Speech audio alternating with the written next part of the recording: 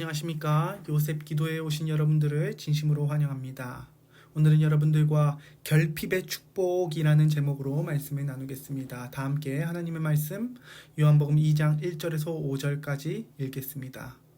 사흘째 되던 날 갈릴리 가나에 혼례가 있어 예수의 어머니도 거기 계시고 예수와 그의 제자들도 혼례의 청함을 받았더니 포도주가 떨어진지라. 예수의 어머니가 예수에게 이르되 저들에게 포도주가 없다 하니 예수께서 이르시되 여자여 나와 무슨 상관이 있나이까 내 때가 아직 이르지 아니하였나이다. 그의 어머니가 하인들에게 이르되 너에게 무슨 말씀을 하시든지 그대로 하라 하니라. 예수께서는 공생의 시작을 많은 공중들 앞에서 위대한 일을 행하면서 시작하지 않으셨습니다. 출사표를 작은 혼인잔치에서 작은 필요를 채우심으로 시작하셨습니다. 예수님의 고향에서 멀지 않은 작은 마을 가나의 혼인잔치에 예수님과 그분을 따른 제자들이 초청을 받았습니다. 이 혼인잔치는 요셉과 마리아의 친척의 결혼식이었습니다. 오늘은 이 사건을 마리아의 시선으로 한번 함께 살펴보길 원합니다. 혼인잔치 전 예수께서는 마리아를 떠나 계셨습니다. 예수께서 요한에게 침례를 받으시고 성령이 강림하신 소식을 마리아는 계속 듣게 되었습니다. 그리고 그녀의 마음속에 예수께서 그리스도시라는 소망이 다시 불타올랐습니다. 하지만 곧 광야로 가셨다는 소식에 그녀는 다시 불안해지기 시작했습니다. 예수님이 없는 2달간 그녀는 매우 슬프고 고통 중에 있었습니다. 예수님의 모습을 보면서 마리아는 그분이 메시아임을 확신했지만 여전히 그녀 마음속에는 사단이 의심과 실망을 안겨주려고 최선을 다하고 있었기 때문입니다. 이러한 불안한 마음이 있는 바로 이 시기에 예수님께서 가나의 혼인잔치에 나타나셨습니다. 영감의 글을 보면 가나의 혼인잔치에 예수님께서 오시면서 그 제자들이 마리아에게 모세가 율법에 기록하였고 여러 선지자가 기록된 그 일을 우리가 만났다 이렇게 말했다고 합니다. 마리아는 제자들의 증언을 듣고 자신의 오랜 소망이 헛되지 않았음을 매우 기뻐했을 것입니다. 그녀는 많은 친척들 앞에서 그리고 높은 사람들 앞에서 예수께서 하나님이 존귀하게 여기시는 사람인 것을 증명하길 원했습니다. 왜냐하면 그녀 또한 한 사람의 어머니였기 때문입니다. 이 가나의 혼인잔치에서 마리아의 모든 실망과 슬픔과 고통은 희망으로 뒤바뀌어가고 있었습니다. 다 함께 3절을 읽겠습니다. 포도주가 떨어진지라 예수의 어머니가 예수에게 이르되 저들에게 포도주가 없다 하니 드디어 증명의 시간이 다가왔습니다. 마리아가 예수께서 이적을 행해 주시기를 기대한 것은 아닌지 확실치는 않습니다. 하지만 하나 확실한 것은 마리아에게 결핍이 찾아왔고 이 결핍을 당신의 아들인 예수께서 해결해 주실 것이라 확신했다는 것입니다. 하지만 예수님의 답변은 예상 밖이었습니다. 예수님의 답변은 그분께서 더 이상 아들로서가 아닌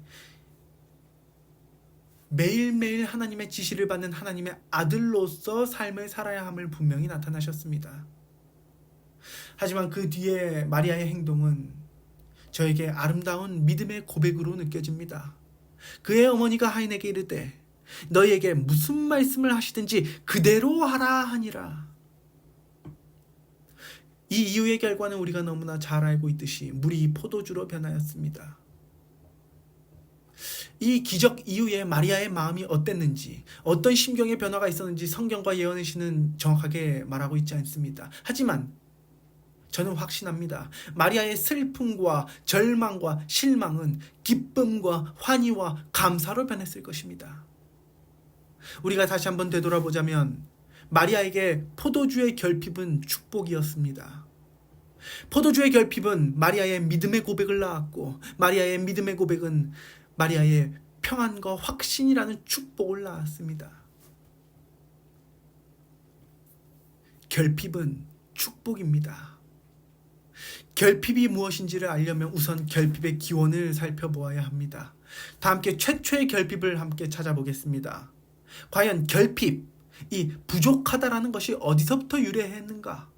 다 함께 창세기 3장 16절 그리고 쭉 24절까지 보겠습니다.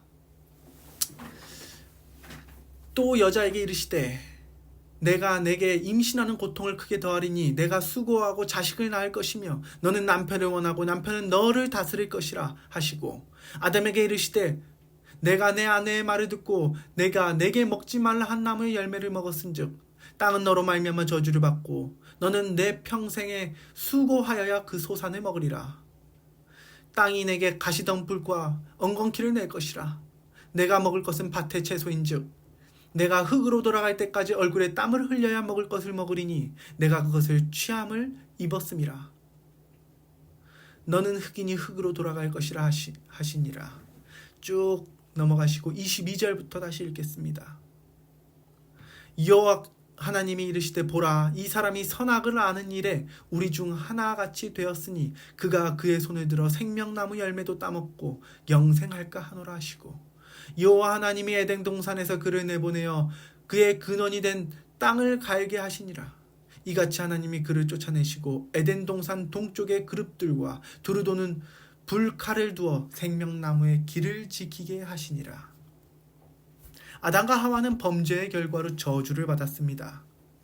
여자는 임신의 고통을 그리고 남편에게 다스림을 당하는 저주가 있었고 남자는 평생 수고해야 소산을 먹으며 땅에 가시덤불과 엉겅퀴가 생기고 땀을 흘려야 먹게 되었습니다. 이 저주가 바로 결핍의 시작입니다. 도무지 결핍을 몰랐던 에덴 동산에서 이 부부는 이 저주의 시작으로 결핍을 느끼게 됩니다.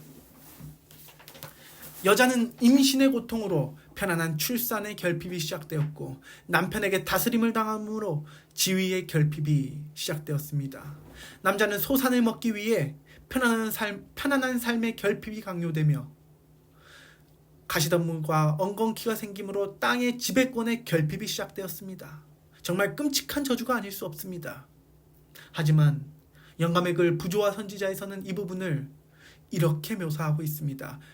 부조와 선지자 60페이지에 이제부터 사람의 운명이 될 수고와 염려의 생애도 사랑으로 지정된 것이었다. 그것은 그의 죄로 말미암아 필요하게 된 훈련으로서 식욕과 정욕의 방종을 억제하고 극기의 습관을 기르기 위한 것이었다. 그것은 죄의 영락과 퇴화로부터 사람을 회복시키려는 하나님의 큰 계획의 일부분이었다. 네, 맞습니다. 이것은 저주지만 저주가 아닙니다. 이 남자와 여자의 결핍은 죄로 더럽혀진 인류를 보호하기 위해 하나님께서 우리에게 주신 죄악의 바리케이트이자 축복이었던 것입니다. 부조와 선지자의 글에 따르면 결핍은 죄를 경험하게 된 인류에게 필요한 축복이었다. 어떤 축복이요? 식욕과 방종을, 정욕의 방종을 억제하고 극기의 습관을 기르기 위한 축복이었던 것입니다. 여러분들께서는 어떤 것이 결핍하십니까? 충분치 않은 경제 사정으로 돈의 결핍, 남의 존경을 받고 싶지만 그렇지 못한 인정의 결핍, 내 눈에 한없이 부족하고 아쉬운 자녀의 결핍, 재능의 결핍, 노력의 결핍, 품성의 결핍. 사랑하는 성도 여러분들, 이러한 결핍으로 여러분들은 참 복 받으셨습니다.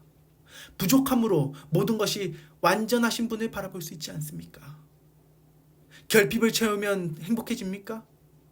우리 이미 경험해서 압니다. 행복해지는 건 잠깐입니다. 이후 배고픈 악어처럼 새로운 만족을 찾아 떠나게 됩니다. 결핍은 축복입니다. 결핍이 축복이 된다면 자동으로 넉넉함은 저주가 됩니다. 다윗은 결핍한 중에 아름다운 시편을 썼으며 넉넉한 중에 범죄를 저질렀습니다. 유다는 명석한 머리와 계산 능력이 넉넉한 덕분에 예수님을 은 30에 팔았습니다. 야곱은 넉넉한 꾀가 있었기에 여호와보다 자신의 꾀를 의지했습니다. 사랑하는 성도 여러분들, 여러분들께서는 무엇이 넉넉하십니까? 품성이 넉넉하십니까? 능력이 넉넉하십니까? 아니면 가정의 화목이 넉넉하십니까? 아니면 믿음이 넉넉하십니까? 사단은 최선을 다해 우리의 넉넉한 것을 가지고 우리를 넘어뜨리려 올 것입니다. 왜냐하면 인간을 하나님 다음으로 가장 잘 아는 사단이 수세기 동안 가장 많은 성공을 이 방법으로 이루었기 때문입니다. 넉넉함은 우리를 예수 그리스도께 의지하지 못하도록 막습니다. 인간의 구원은 오직 예수 그리스도를 바라보고 믿음으로 얻어집니다. 하지만 나에게 주어진 넉넉한 알량한 넉넉함은 위대한 진리의 빛을 가립니다. 사단은 언제나 우리에게 말도 안 되는 생각을 내 생각처럼 넣어줍니다. 때로는 결핍으로, 때로는 넉넉함으로 우리를 넘어뜨리기 위해 우는 사자처럼 기회를 엿보고 있습니다. 사단은 처음 자신이 죄를 지은 방법으로 우리를 넘어뜨리려 합니다. 사단은 하늘에서 예수의 지위가 탐이 났고 결핍을 느꼈고 그 결과 그는 멸망에 빠지게 되었습니다. 사단은 우리에게 끊임없이 결핍의 저주를 얘기하고 있지만 성경은 우리에게 결핍이 축복되다고 말하고 있습니다. 사랑하는 우리 영남회 성도 여러분들이시여, 오늘 저와 함께 결핍이 복되다는 주님의 말씀을 믿고 장차 주어질 복을 기다리는 그리스도인들이 되시길 간절히 바라면서 말씀을 마치겠습니다. 다 함께 기도하겠습니다. 하늘에 계신 하나님 아버지, 때로는 내 삶이 너무나 결핍합니다. 다들 넉넉하게 살고 있는 것 같은데 나만 부족하게 사는 것 같습니다. 이러한 내 삶이 너무 초라하게 느껴집니다. 허나 주님께서, 결핍은 주님께서 주신 축복이고 주님께서 나에게 주신 바리케이트임을 오늘 알게 되었습니다. 주님, 저에게 결핍하게 하심으로 감사합니다. 주님, 주님의 축복, 결핍의 축복을 마음껏 누리며 예수 그리스도만, 마르지 않는 샘물이신 예수 그리스도만 의지하는 제가 될 수 있고 우리 영남 앞에 성도님들이 될 수 있게 하여 주시옵소서. 사랑이 많으신 예수님 이름으로 기도드립니다.